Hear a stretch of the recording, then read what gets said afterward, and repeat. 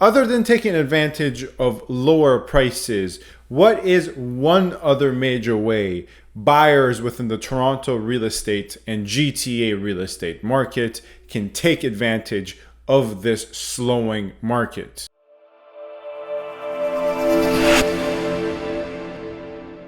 Hello everyone, this is Sam from SaberiSixRealEstate and Remax Realtron Realty Inc. As always, you can find my contact information in the description box and on the screen with regards to my Gmail, my number, and my office information as well. If you're interested in what I'm selling, what I'm buying, my professional real estate business, you can find me on Instagram and TikTok as well. And feel free to get in touch with me with any questions you may have with regards to topics covered in this video or topics covered in previous videos. If you want to do a little bit of your own due diligence and homework, feel free to just Google my name before you get in touch with me, find my Google reviews there and go through them before you get in touch with me. One last thing before we get into the point of today's video is that I have a post up on my channel asking for your questions. Submit your questions and make them as precise as possible, and I'll try my best to make my answers as detailed as your questions. Enough of all that stuff. Let's get to the point of today's video, which is one major way buyers can take advantage of this slowing market, particularly for freeholds, but generally speaking for all property types. And I've extensively already discussed how you can take advantage in terms of buying low right now, getting in and buying low with prices coming down in most recent videos, so you can feel free to go watch those. But I'm referring to another way buyers can actually use the leverage they currently have and take advantage. And how do buyers have leverage to take advantage? Well, as a byproduct of prices coming down and several other factors as well, the market is far less competitive. In fact, we're slowly shifting towards a market that's competitive for sellers. We're not quite there yet. Sellers do still have a certain degree of leverage as well. That's why we're more of a moderate market right now, not a full-on buyer's market. Nonetheless, speaking from the numbers and working with buyers on a weekly basis as I do, I see firsthand and according to the numbers that the market is far less competitive. Now, before I explain how you can take advantage of a less competitive market as a buyer, let's go through some numbers to establish what type of market we're looking at. In April of 2022, new listings were down 11%. So this is year over year, comparing 2022 to 2021. New listings in April dropped from 20,000 in April of 2021 down to 18,000 in April of 2022. And it was not just a year over year drop, month over month, comparing April of 2022 to March of 2022, we see the same thing. New listings, new inventory, homes available for sale, whether a condo or a detached two-story, dropped from 20,000 in March of 2022, once again down to the 18,000 in April of 2022. So overall, new listings are down. There's less inventory available on the market.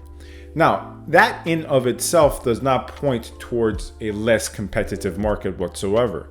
Actually, quite the contrary, 9 times out of 10, a decrease in inventory is more an indicative factor of a competitive market because there's less available goods for sale and the buyers end up competing over the scarce amount of inventory. But that assumes high degree of demand, which right now does not exist right now. So in this instance, yes, a drop in new listings is indicative and, in my opinion, fair grounds to further establish the case of a less competitive market. Because in hotter markets where listings are down, but that increases competition, it would indicate that sales would be up. Well, that's not the case whatsoever because sales are also down as well, both on the year-over-year view and the month-over-month view.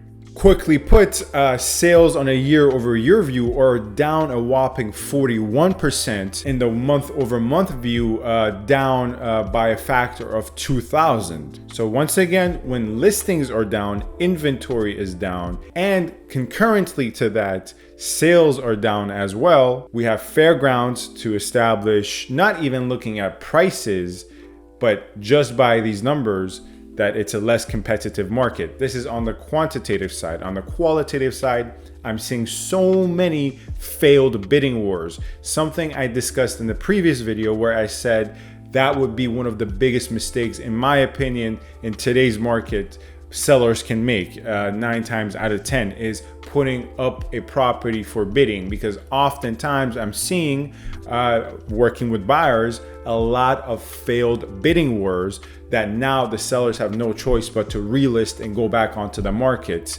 having not gotten the offer they want or any offers whatsoever. But enough of establishing the fact that the market is down and it's less competitive for buyers. So how can buyers take advantage, once again, without talking about taking advantage from a purely price point perspective? Because right now you would be getting a lot of things at 1.1 that in January you would have gotten at 1.3, 1.35. Well, the one major way a buyer can take advantage with their trusted real estate agent, or even if they're working for themselves, is negotiating more favorable terms. Often that equates to conditional offers. No longer do buyers have to waive their right to inspection or financing or basic due diligence, unless of course they are misguided or being led astray. Because right now, due to this very fact that the market is not that competitive,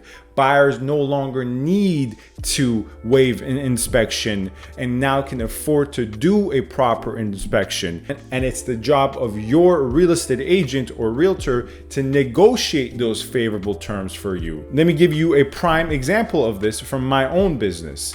I recently purchased a property for a buyer of mine in Etobicoke end of April. And in our offer for the property, I managed to negotiate a proper 5 business day inspection. We bought it for $1,250,000. Well, we went through with the inspection, conducted the inspection in a professional manner, only using the best inspector, and the inspection revealed about $20,000 to $30,000 worth of work that needed to be done. And using that as further leverage, I managed to negotiate the price down from $1,250,000 to a new lower price from my buyer at $1,210,000, because the thinking is we rather do the work ourselves, but of course someone has to account for the $30,000 worth of work. So I managed to get $40,000 off of the original purchase price. You can find more information of this on my Instagram and TikTok. The point here is this can occur for you as a buyer as well. This should not be a rare occurrence. And in fact, it's not. More than ever, I am seeing sold conditionals occurring, because this